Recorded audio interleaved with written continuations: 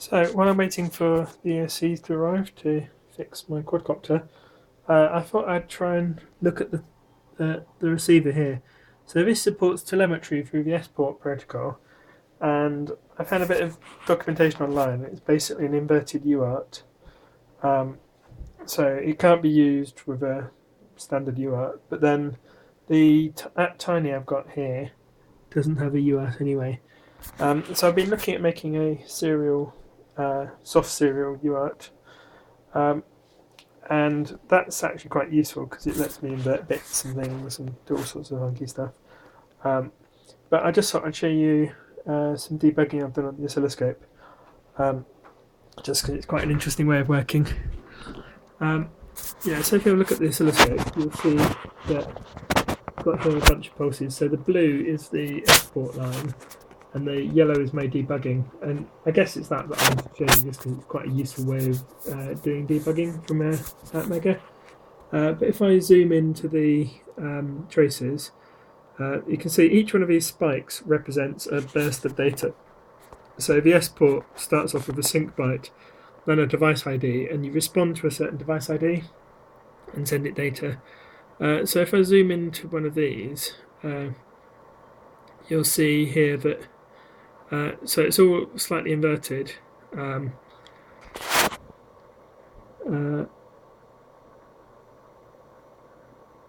But yeah, you'll see if I scroll along here. But this is what an S-port frame looks like. So you'll see here that I've got a long pulse at the beginning. So that's the start bit. So these are inverted. So it goes high to the start bit, and then the first bit is 0, or the lowest significant bit is 0. Then we've got 6 lows here, so that's 6 ones, and then a high bit which represents the 0 and the most significant bit, so that is 7E, which is the sync header, and then there's a low here.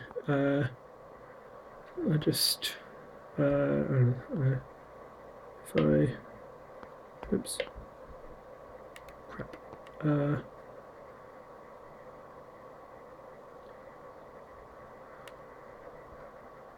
Yeah, I meant to do this one. Yeah, if I do a display, oops.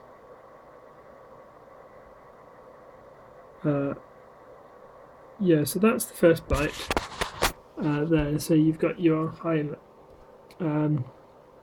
you've got your start bit, and then 7E. So that's the sync byte, and you'll see it ends with a stop bit as well. And then you'll see the next byte, we've got the start bit again, then 1010. Hold on. Yeah, 10101011, I think. Oh, and then 0 at the end. No, I'm confusing myself there. Anyway, it's a bit confusing because it's inverted. But the nice thing about what we've done here is if you zoom in here a bit,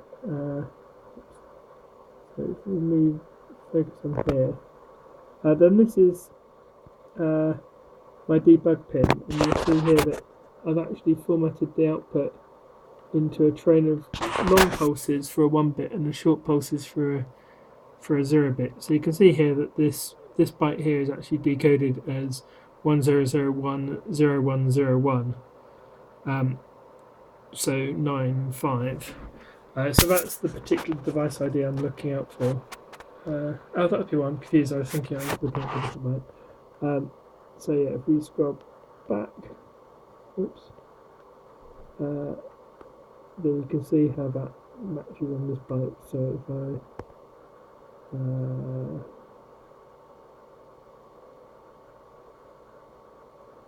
if I'm being really slow.